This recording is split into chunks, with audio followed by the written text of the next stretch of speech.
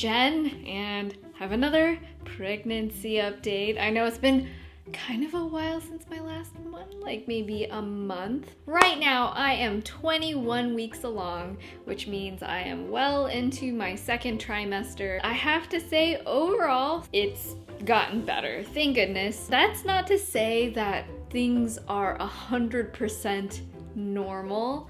I've heard a lot of people say like, oh, second trimester is so amazing. You feel like before you were even pregnant and you can get tons of things done. I don't necessarily find that to be the case. I'm still much more tired than I would be normally compared to first trimester.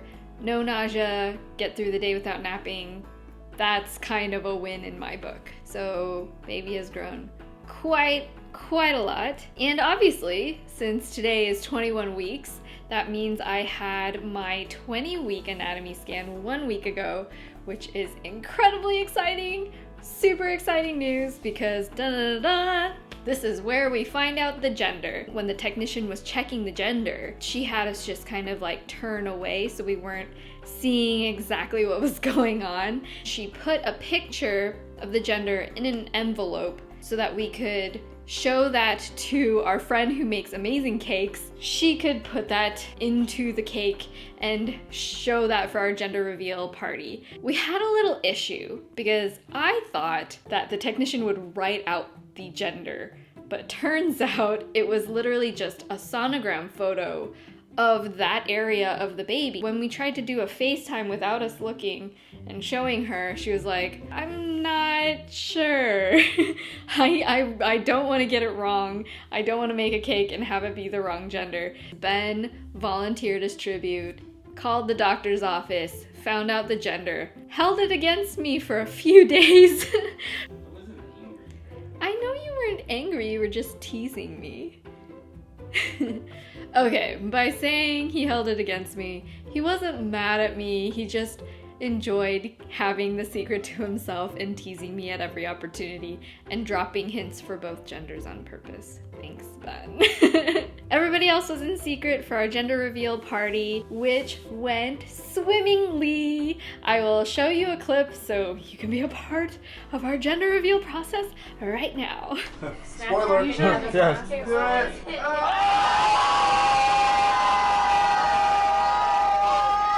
As you can see, I was super emotional to find out we're gonna have a little baby girl. I was absolutely thrilled. It's one of those things where for the first child, you know, this is my first pregnancy ever, I didn't necessarily have a preference of like, oh, I must have a boy or a girl, otherwise I'll be disappointed. But I've always said, I want at least one girl. I'm okay having like a boy and a girl, I would love that. I would be okay even with 2 girls, but 2 boys kind of scares me, and I kind of love being a girl, and I would love to raise a little girl to be, you know, confident and just expressive and creative and unafraid to be female. I'm so excited that I have that opportunity. I'm gonna get emotional again. Gotta love these pregnancy hormones. In terms of cravings, I still like lots of fruit. I ate a lot of clementines, Asian pear. I love lemonade. I still like things that are sour, but not quite to the extent that I did in the first trimester where I like really needed to have something. So generally, I can eat just about anything, which is really nice. However, my stomach seems to not have much space. So I'm having to go back to eating smaller portions. If I even eat almost a full meal, I'll feel okay at first, but after about half an hour, my stomach will get so huge, so bloated, so filled that I will just be rolling around like a giant bowling ball, feeling super uncomfortable for the next couple of hours. I get out of breath a lot, especially if my stomach is full. One huge thing that is super exciting is baby has been kicking up a storm. A couple weeks ago, it was just like, oh, a little kick here, a little nudge there. Now it's to the point where baby is having little dance parties in my stomach, keeping me up at night. As soon as I wake up in the morning, there was a good probably 5 minutes of just like constant kicking every couple of seconds. I actually had Ben put his hand on my stomach and he's like, whoa. That's definitely by far the most kicks we've ever felt. One thing I will say about kicks is compared to what I thought it would feel like, it's definitely more uncomfortable. When the baby turns in your stomach, it kind of feels like when you're sick to your stomach and your stomach is like flip-flopping. That's literally what it feels like. A lot of times I would feel the baby move and I wouldn't be sure if I was like hungry or if I was feeling nauseous, if I felt a little sick.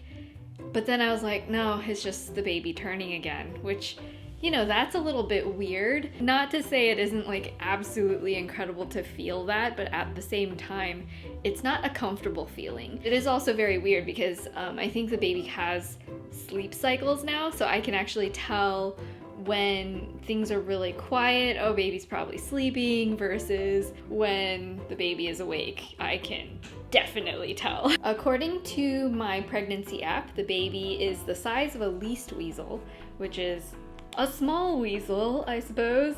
In another app, it says the baby is the size of a banana, about 7 inches and 11 ounces. I have gained about 8 or 9 pounds by now. So 5 of that was in the first trimester. I started off being like 79, 80, and now I'm about 88. And my doctor says that's about normal. She says she anticipates me gaining about 25 or so throughout the pregnancy. So I guess we'll just see, because I heard you gain a lot of weight third trimester. I will say by now, the bump is not being hidden. It is no longer a secret bump. No matter what I wear, you can look at me and be like, oh, you have a little bump, you're definitely pregnant. One other thing I forgot to mention is that in the second trimester, I think I've mentioned here and there where I've broken out on my face from acne, from the hormone imbalances. Well, in second trimester, my skin got a lot clearer, where it's just like 1 or 2 here or there, which is pretty normal for me pre-pregnancy.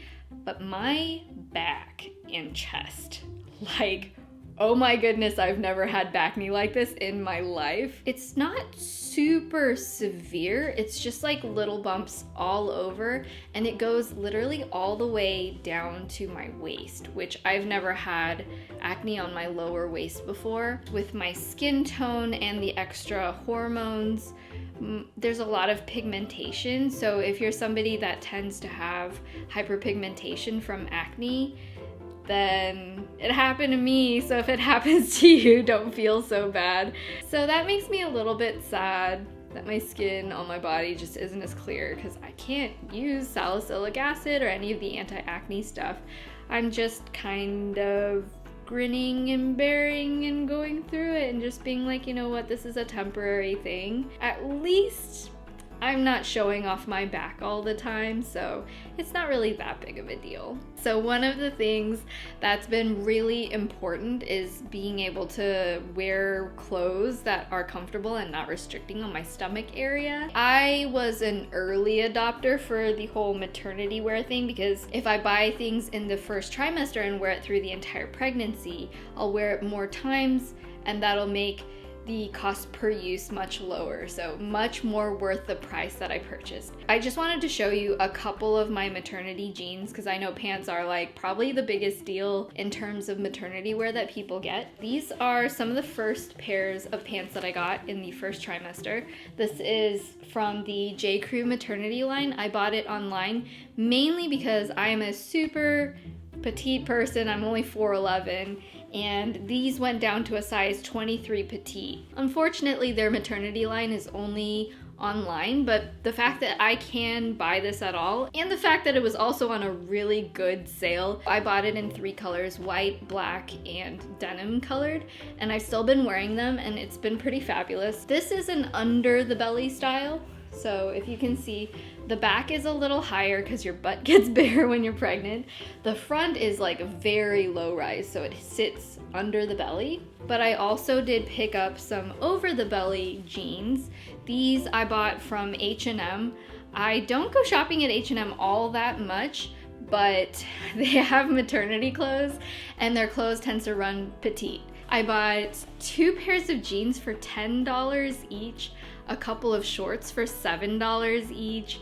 I got like a couple of shirts, I think, for 10 or under. These are the main jeans that I wear lately, especially, like I said, if I'm gonna be staying at home, because they don't restrict your stomach when you're sitting. The high band keeps it from falling down your stomach when you're standing up, because it just kind of sits over it.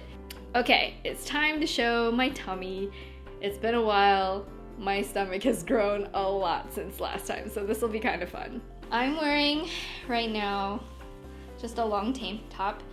These are some maternity yoga leggings I got from Athleta, which definitely recommend those as well. So this is what my stomach looks like. I have a little bit of the line, but I feel like it's still about what it was before. You can see I definitely have a baby bump now. There, now you can see it. It's definitely sticking out. Oh, and this is the weirdest thing. I can totally see the back of my belly button for the first time, which, I don't know, it was kind of exciting for me. I guess that is about it for this week's pregnancy vlog. I really hope you guys have been enjoying the entire playlist of them. If you would like to see the previous week's pregnancy vlogs, then I will leave a link off to the side. Feel free to click on it. It'll take you to the playlist to see all of the vlogs that I've done so far. And I really hope you guys have been enjoying watching. If you did, then I would love if you would hit thumbs up and subscribe to see more of these videos. This is Jen, and I will talk to you next time.